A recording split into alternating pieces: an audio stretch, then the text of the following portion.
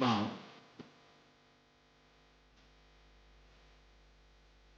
मैं इस संपूर्ण विश्व में व्याप्त हूं। मैं सर्वांतर्यामी हूं। ये जगत मुझ में समाया है और मैं इसमें। मेरा अवतार द्वंद्वों की कीट में फंसे मानवों को सीधी राह पर लाने का।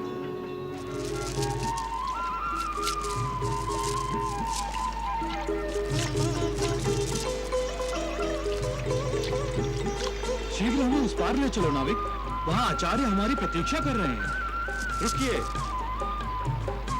हमें भी साथ ले लीजिए। प्रतीक्षा करो, ये नाव हमें उस पार छोड़कर वापस आ रही है। नाविक, शीघ्रता से ले चलो हमें।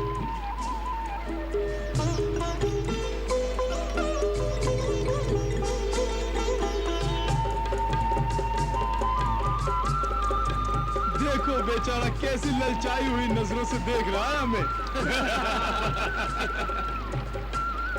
शीता है, हवा में उड़कर नदी पार कर ले।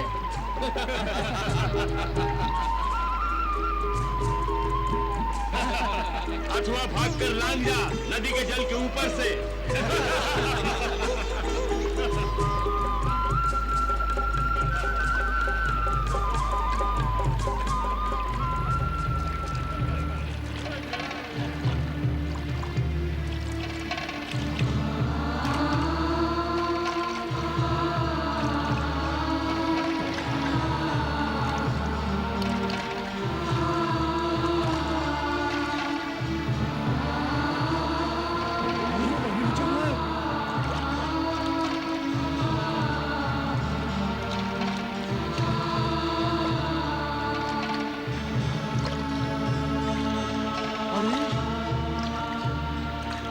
देख रहा हूं वो सत्य है क्या?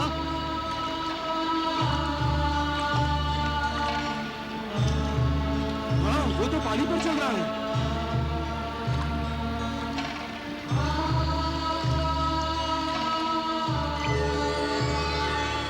अरे कहाँ गया? अरे ये तो चमत्कार हो गया। नारायण नारायण, बड़ा ही विचित्र प्राणी है ये मनुष्य भगवान। जीवन भर जिसकी खोज में लगा रहता है, जब वो परमेश्वर साक्षात सामने आ जाता है तो वो उसे परमेश्वर मानने को तत्पर नहीं।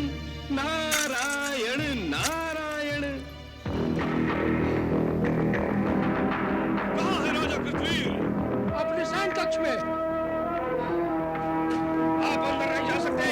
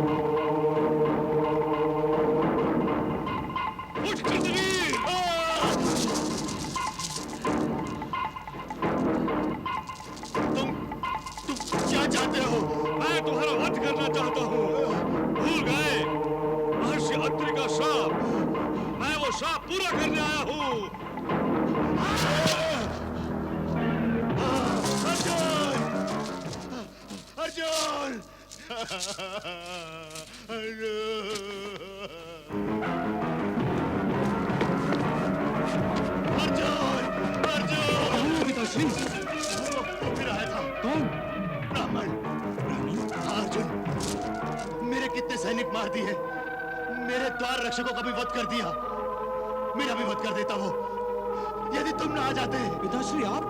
अर्जुन, अर्जुन, तुम मुझे अकेले छोड़कर मत जाना अर्जुन। नहीं, मैं तुम्हें कभी अपने से दूर नहीं होने दूंगा, कभी अपने से दूर नहीं होने दूंगा। पिताश्री आप व्यर्थ ही भयभीत हो रहे हैं। यहाँ कोई नहीं आया है, यहाँ कोई नहीं आया पिताश्री।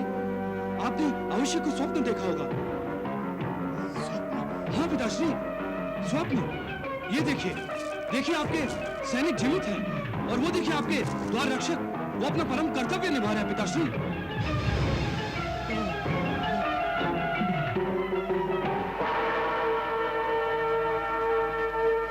पिताश्री, यहाँ कोई नहीं मरा है, किसी का वध नहीं किया गया है पिताश्री। यहाँ कोई नहीं आया है और न ही कोई आ सकता है। जब तक आपका ये पुत्र कार्तवीर्य अर्जुन जीवित है, साक्षात यमराज भी आपके प्राणों का शत्रु बनकर आ जाए तो मैं उसका भी मुंह मोड़ दूंगा पिताश्री। पिताश्री, मेरे होते हुए आपको भय करने की कोई आवश्यकता नहीं। इस जगत के किसी ब्राह्मण में इतनी शक्ति नहीं कि महाराज कृतवीर्य का कोई बाल भी बाका कर सके। पिताश्री, आप सो जाइए, मैं हूं आपके साथ। अर्जुन, मुझे छोड़ के मत जाना तुम। आइए आइए, आप अर्जुन, विश्राम मुझे कीजिए। छोड़ के मत जाना तुम। मुझे छोड़ के मत जाना अर्जुन। मैं हूं आपके साथ। मुझे छोड़ के मत जाना अर्जुन।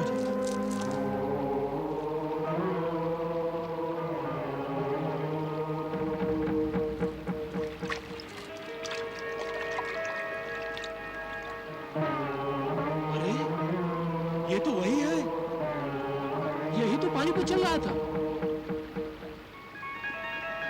ये अवश्य कोई महान आत्मा है। कोई बहुत बड़े योगी और तपस्वी जान पड़ते हैं। हमें इनकी शरण में जाना चाहिए। चलो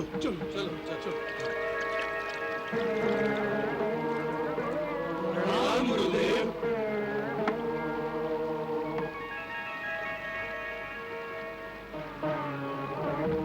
हमसे बहुत बड़ी भूल हो गई, हमें क्षमा कर दीजिए।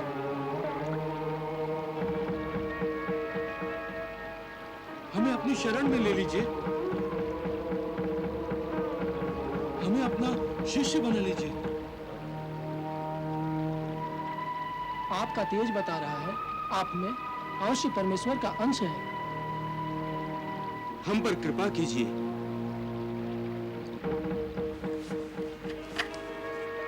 अब हम आपके चरणों को छोड़कर कहीं नहीं जाएंगे।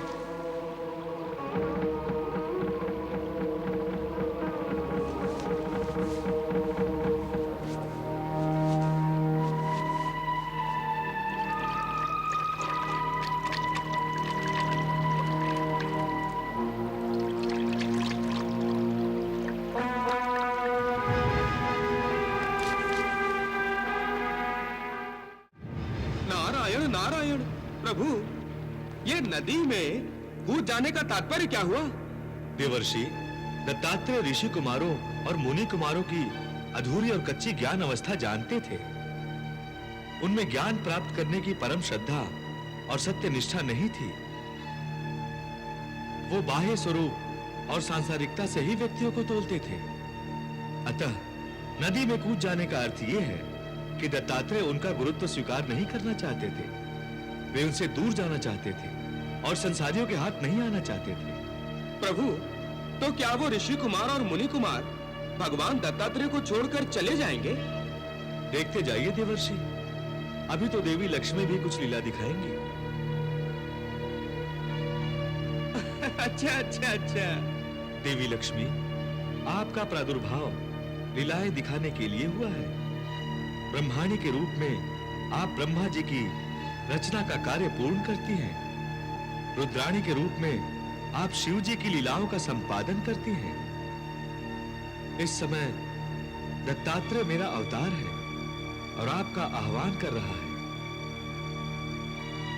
क्या आप उसका साथ नहीं देंगी?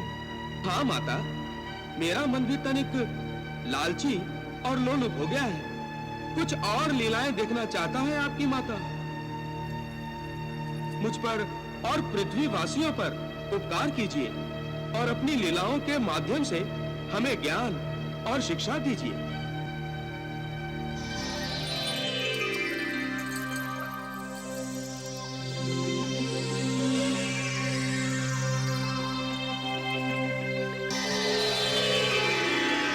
नारायण नारायण।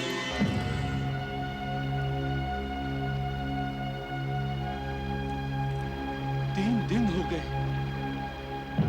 3 दिन तक कोई जल में कैसे रह सकता है? क्यों नहीं रह सकता? जिसे जल योग की क्रिया आती है वो रह सकता है। उनके तेज से लगता था वो भी कोई बहुत बड़े योगी है। हम भी यहाँ से हिलने वाले नहीं। वो कभी न कभी तो बाहर आएंगे। हम उन्हें अपना गुरुदेव बनाकर ही रहेंगे। नारायण नारायण।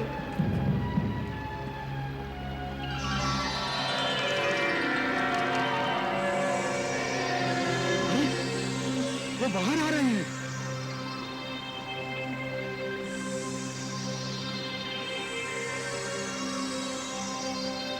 लगता है उन्होंने समाधि छोड़ दी। अब माता लक्ष्मी भी कुछ लीला करने वाली है। जय हो माता, जय हो। गुरुदेव, आप इस प्रकार हमें छोड़कर जल में क्यों चले गए थे? और ये देवी कौन है? और आप जैसे योगी के साथ क्या कर रही हैं?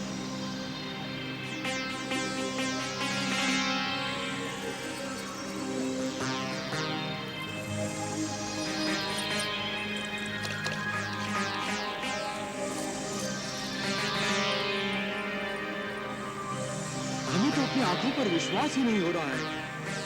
एक योगी, वो भी एक स्त्री के साथ। ये स्त्री आई कहां से? अरे, ये सब तो माया है, माया गुरुदेव की। ये ऋषिपुत्र आपको वैरागी बना देंगे प्रिय। इनकी ओर मत देखिए।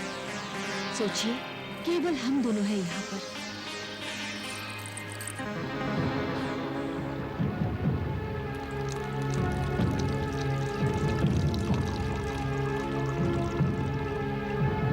लीजिए प्रिय, मदिरा पीजिए।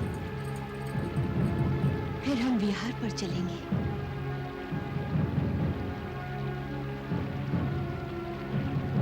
नहीं योगेश्वर, इस पात्र को फेंक दीजिए। ये योगियों को योग से भ्रष्ट कर देता है। इस मायावनी का साथ छोड़ दीजिए। ये आपको नर्क के द्वार पर पहुंचा देगी।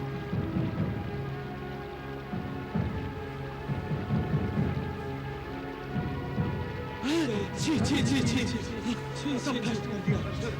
चलो।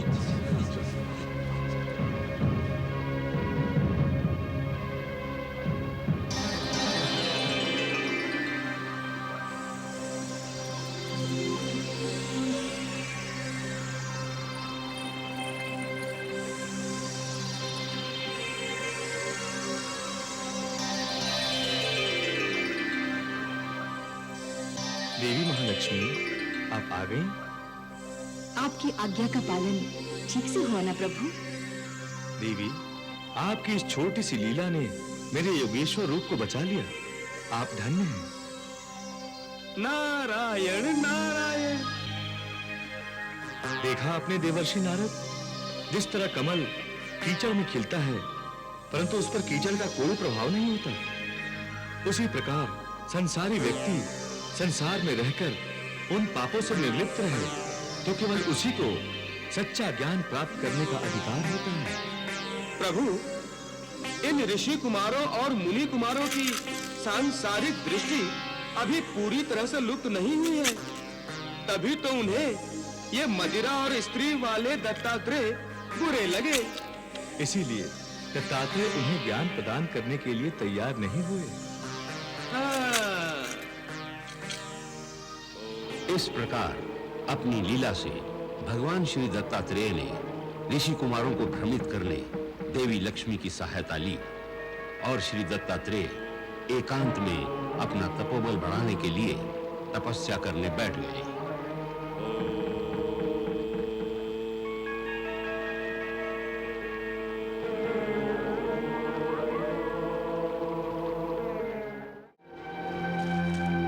हमने वैदराज की दी हुई औषधि ने पिला दी है। अब महाराज सो जाएंगे।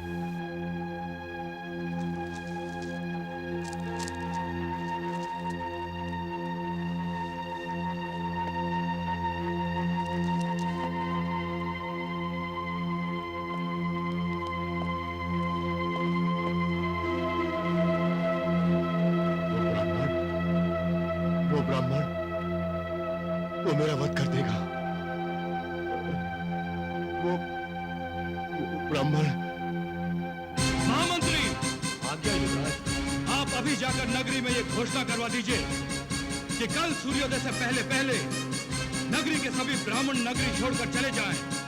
और यदि कल सूर्योदय के बाद हमारी नगरी में कोई भी ब्राह्मण दिखाई दिया तो उसे मृत्यु दंड दिया जाएगा।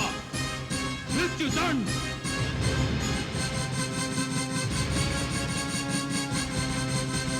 ये आप क्या कह रहे हैं युवराज? ये उचित नहीं युवराज। जानता हूं सेनापति, एक राजा के लिए ऐसी घोषणा करना अनुचित है, पर मैं युवराज होने के साथ साथ एक बेटा भी हूं सेनापति। महाराज कृतविल्य का बेटा। मुझसे पिताश्री की ऐसी दशा देखी नहीं जाती।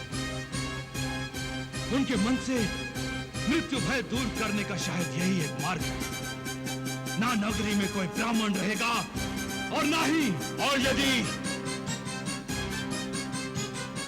कोई रहा तो मृत्यु दंड गुरुदेव, मृत्यु दंड।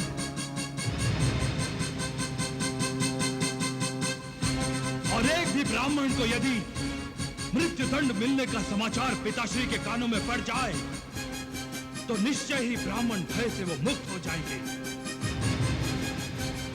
आप क्या कहते हैं गुरुदेव? यदि आपकी यही इच्छा है युवराज, तो सबसे पहले मृत्युदंड मुझे दीजिए, क्योंकि मैं भी एक ब्राह्मण हूं।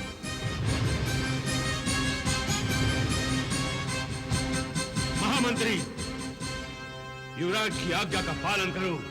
घोषणा करवा दो कि कल सूर्योदय होने से पहले इस नगरी के हर ब्राह्मण को ये नगरी छोड़कर जाना होगा, अन्यथा उसे मृत्यु दंड मिलेगा। युवराज, सभी ब्राह्मण इस नगरी को छोड़कर चले जाएंगे, किंतु ये ब्राह्मण इस नगरी को छोड़कर नहीं जाएगा। ये गर्ग मृत्यु दंड पाने को तत्पर है, किंतु ये नगरी छोड़कर जाने को तत्पर नहीं। यदि मेरी मृत्यु से मेरे महाराज का मानसिक संतुलन ठीक होता है तो मैं एक बार नहीं 100 बार आपका मृत्यु दंड पाने के लिए तैयार हूं।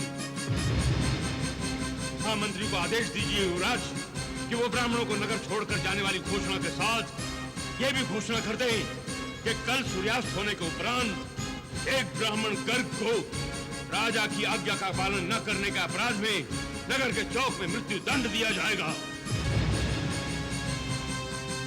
क्योंकि ये ब्राह्मण इसी नगरी में जन्मा है, उसके जीवन का सूर्यास्त भी इसी नगरी में होगा, इस नगरी के बाहर नहीं।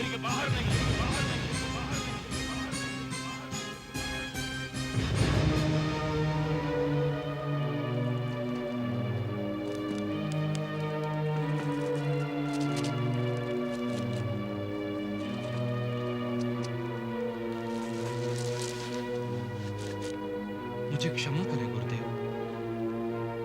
मुझसे बहुत बड़ी भूल हो गई। ऐसी घोषणा कभी नहीं होगी गुरुदेव, कभी नहीं होगी। उठो युवराज, अपनी भूल के लिए क्षमा मांगने से कोई मानव छोटा नहीं होता, महान बनता है। जैसे किसी एक व्यक्ति के अपराध के लिए दूसरे को दंड देना अन्याय है, उसी प्रकार एक व्यक्ति के लिए सारे समाज को दंड देना भी अन्याय है। और राजा से न्याय अपेक्षित है, अन्याय नहीं। मैं ठीक कह रहा हूं ना? युवराज, अब आपको राजगद्दी पर बैठना है और राजगुरु होने के नाते मैं आपका और अपने इस राज्य का सदा कल्याण चाहता हूं। युवराज, जीवन तो सागर है जिसमें सुख दुख रूपी ज्वार भाटा तो आता ही रहता है, किंतु राजा को इन सब से विचलित नहीं होना चाहिए। तुम्हारा सदा कल्याण हो।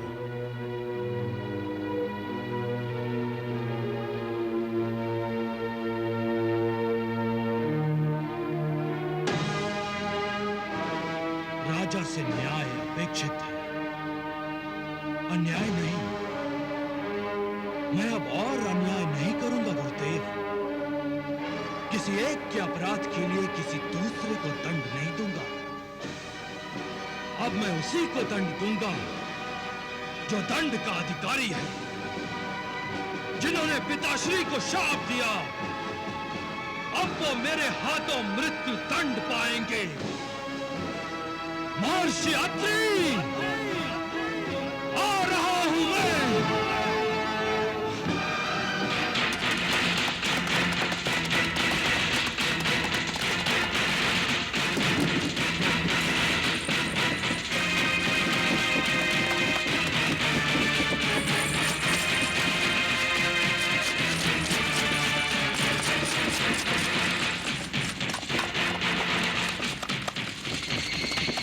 नारायण नारायण नारायण नारायण।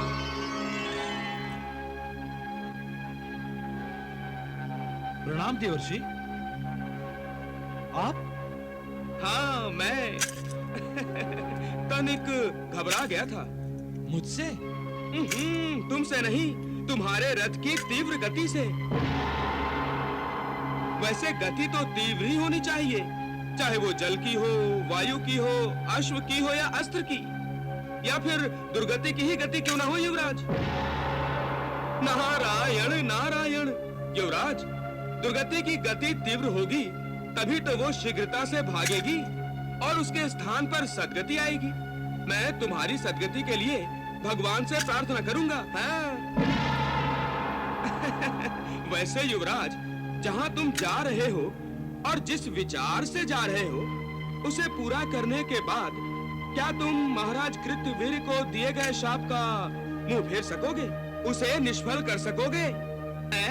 शाप का मुंह ना भी फेर सका, पर शाप देने वाले का मुंह अवश्य तोड़ दूंगा देवर्षि नारद। और इस बुरी तरह से तोड़ूंगा कि उसके मुंह से शाप तो क्या, सांस तक नहीं निकलेगी देवर्षि नारद, सांस तक नहीं निकलेगी। जाओ युवराज, जाओ जाओ भैये। मैं तुम्हारे शुभ कार्य के मार्ग में बाधा नहीं बनूंगा, किंतु प्रतीक्षा करूंगा तुम्हारे प्रतिशोध की ज्वाला के बुझने की। ये प्रतिशोध की ज्वाला महर्षि अत्रि के रक्त से ही बुझेगी देवर्षि नारद। अवश्य अवश्य।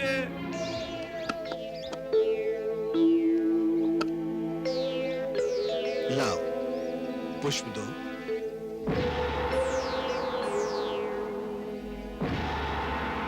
अनसुईया,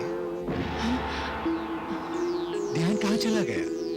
स्वामी, दुर्वासा और दत्त को देखे बहुत दिन हो गए। दुर्वासा तो तपस्या में लीन है और तुम्हारा दत्त लीलाएं कर रहा है आजकल।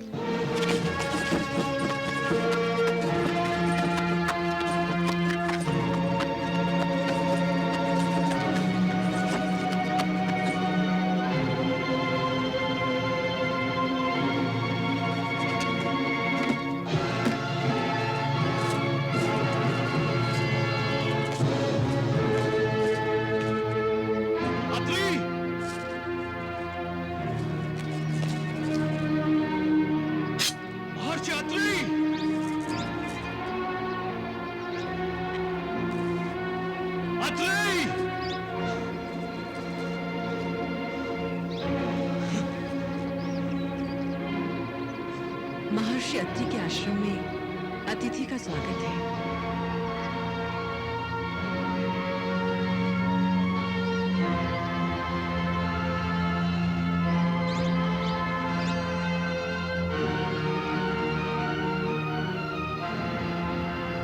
इस आश्रम में शस्त्र की कोई आवश्यकता नहीं है अतिथि।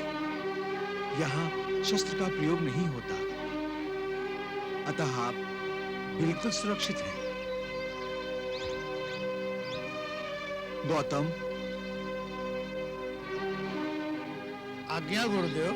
अतिथि से शस्त्र ले लो गौतम, और ले जाकर सुरक्षित स्थान पर रख दो। ये आश्रम से जब जाएंगे तब अपने साथ लेकर जाएंगे।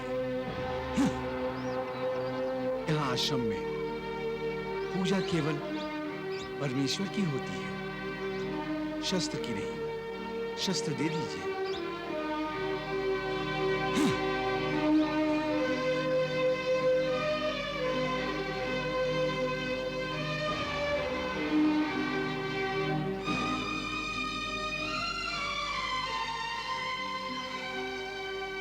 आसन ग्रहण कीजिए अतिथि देव।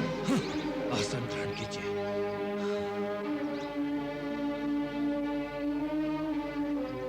कहिए, हम आपकी क्या सेवा कर सकते हैं? क्या सेवा कर सकती हैं आप? आप हमारे अतिथि हैं और अतिथि परमेश्वर का रूप है। परमेश्वर के लिए हम अपने प्राण भी दे सकते हैं।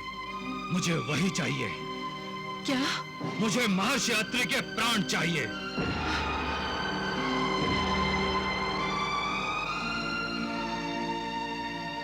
ले लीजिए अतिथि देवता। महर्षि अत्रि, मैं कार्तवीर्य अर्जुन, महाराज कृतवीर्य का पुत्र, आपके अपराध का दंड देने आया हूं। आपने मेरे पिताश्री को शाप दिया था ना? जानते हैं आप, आपके शाप के कारण पिताश्री का जीवन नरक बन गया है। याद है आपको? वो अपना मानसिक संतुलन खो बैठे हैं। ब्राह्मण भय और मृत्यु भय से वो इतना भयभीत हो चुके हैं कि न रात में सोते हैं न दिन में। उनकी इस दशा के अपराधी आप हैं। मैं आपको इस अपराध का दंड अवश्य दूंगा। महर्षि अत्रि! रुक जाइए अतिथि देवता। आप एक सती को विधवा नहीं बना सकते। मेरे पतिदेव को मृत्यु दंड देने से पहले आपको मेरी गर्दन काटनी पड़ेगी। लीजिए अतिथि देव, मैं तैयार हूँ। तलवार चलाइए अतिथि देव। रुक क्यों गए? अतिथि देव, अपराधी मैं हूं। दंड मुझे मिलना चाहिए। नहीं अतिथि देवता, मैं सुहागिन मरना चाहती हूँ। आप मुझ पर कृपा कीजिए।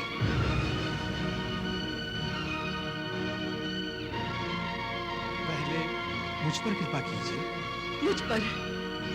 नहीं, पहले मेरी गर्दन काटिए। पहले मेरी, अन्यथा मैं आपसे पहले अपने प्राण त्याग दूंगी।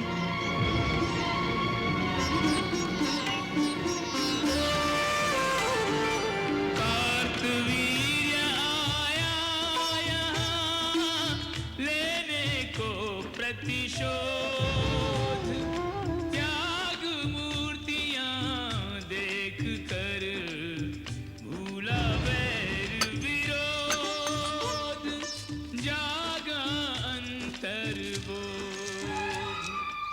क्षमा कीजिए महर्षि, क्षमा करें माता। मुझसे बहुत बड़ी भूल हुई जो मैंने आपसे प्रतिशोध लेने के विषय में सोचा।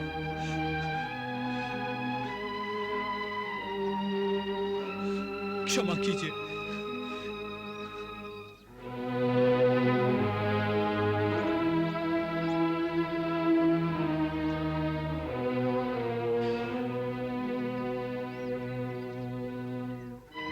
तुम्हारा कोई दोष नहीं है वत्स। अपने पिता के प्रति प्यार और आदर ने ही तुम्हारे मन में प्रतिशोध को जन्म दिया। किंतु हमारे प्राणों पर, हमारे श्वासों पर हमारा अधिकार नहीं है। इन पर अधिकार है केवल सृष्टिकर्ता का, उस जगत पिता का, जिसे हम सब परमेश्वर कहते हैं। सृष्टि में जो कुछ भी होता है वत्स, प्रभु की इच्छा अनुसार ही होता है। तुम्हारे पिता की जो दशा हुई है, उसमें दोष उन्हीं का है। अपने आप को सर्वशक्तिमान समझकर उन्होंने प्रभु को चुनौती दे दी। विधि की विडंबना देखो। जो कृत्यवीर्य मृत्यु पर विजय पाना चाहता था, वही कृत्यवीर अब केवल मृत्यु के नाम से भयभीत हो रहा है। मृत्यु अपनी शत्रु नहीं, मित्र है। मित्र से कभी कोई भयभीत होता है? मृत्यु तो अत्यंत सुखदायी अनुभव है, जो मनुष्य को सारी चिंताओं से मुक्त कर देता है। तुम अपनी सारी चिंताओं को त्याग कर परमेश्वर की शरण में जाओ वत्स। एक अच्छे मनुष्य बनने का प्रयास करो, तभी तुम एक अच्छे राजा बन पाओगे और एक अच्छे पुत्र बन पाओगे। जो आज्ञा महर्षि, मैं एक अच्छा मनुष्य बनने का प्रयत्न अवश्य करूंगा। प्रणाम महर्षि।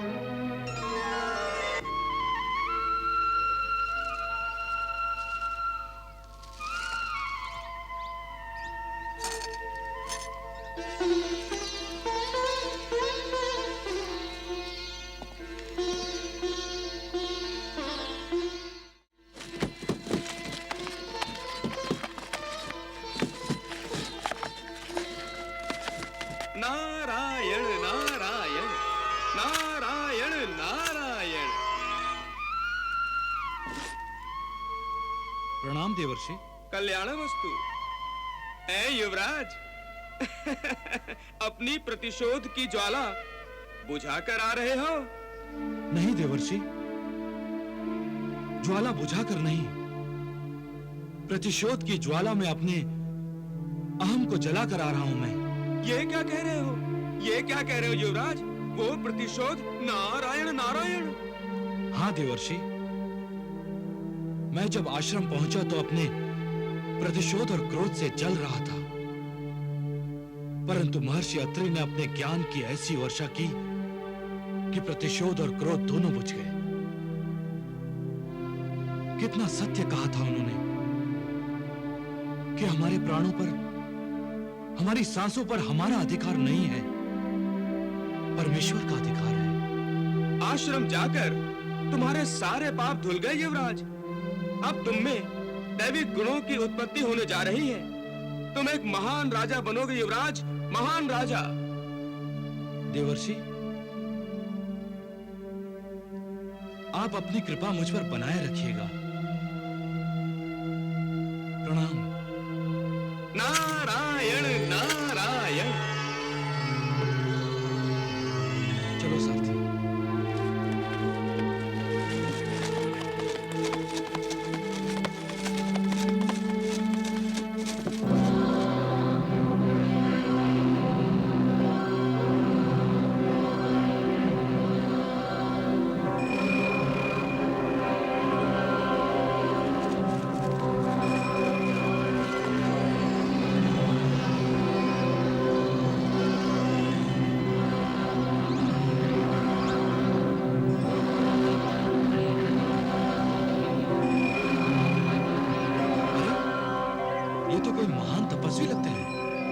मुझे इनके दर्शन करने चाहिए।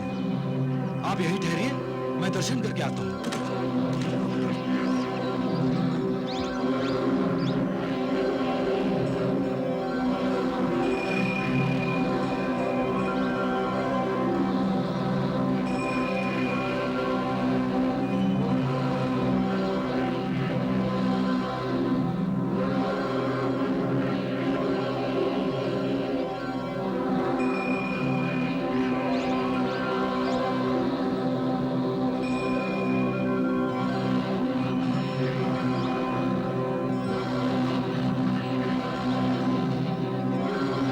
तेजस्वी ऋषि कुमार, कार्तवीर्य अर्जुन का प्रणाम। रुक जाओ अर्जुन, रुक जाओ अर्जुन, तुम किसे प्रणाम कर रहे हो? असुर राज दुर्जन, असुर श्रेष्ठ दुर्मति, आपको कार्तवीर्य अर्जुन का प्रणाम। तुम्हारा कल्याण हो, परंतु जो तुम करने जा रहे हो वो असुर जाति के कल्याण का नहीं है। ऐसे असुर कुमारों को प्रणाम करके तुम समस्त असुर जाति का अपमान कर रहे हो। ये आप क्या कह रहे हैं? ऋषि कुमार कितने तेजस्वी हैं, आप देख रहे हैं ना?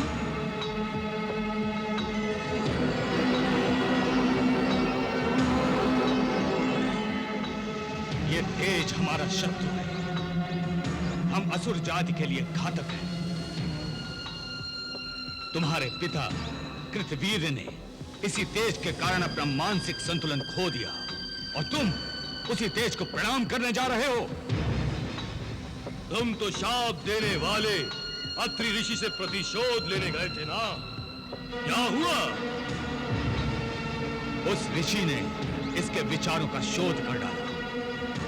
गया था क्रोध की अग्नि में जलता हुआ, लगता था सारा आश्रम जला डालेगा, और लौटा है हाथ जोड़कर, उपदेश सुनकर।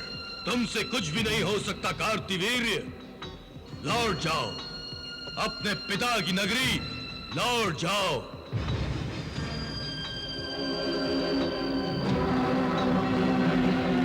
अब हम देखेंगे कि कोई ब्राह्मण असुरों को शाप देने की धृष्टता कैसे करता है। ब्राह्मण ही क्या, हम उस परमेश्वर का विनाश कर देंगे जिसकी ब्राह्मण पूजा करते हैं। हाँ, हम जा रहे शिव और विष्णु लोक पर विजय पाने।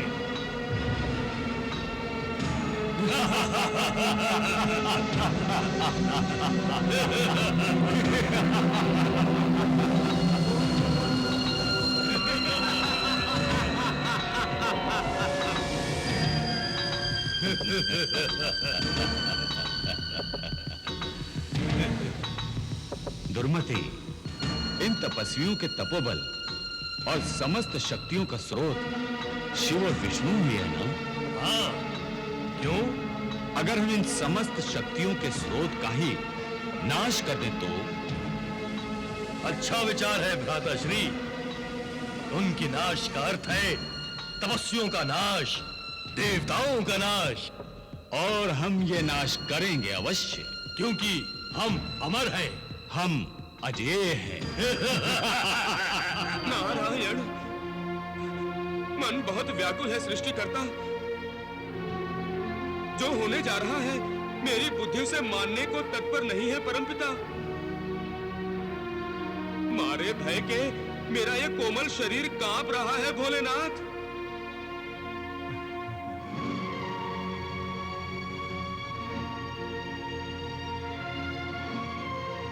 आप हंस रहे हैं? आप हंस रहे हैं? वहां सृष्टि रोने वाली है और आप हंस रहे हैं? ऐसा क्यों सोच रहे हो वत्स? विधाता, मुझे लगता है अंधकार प्रकाश को निगल जाएगा। नारायण नारायण। हे परमपिता, हे भगवान विष्णु, हे महादेव भोलेनाथ, यदि इस छाया ने सृष्टि को हड़प लिया तो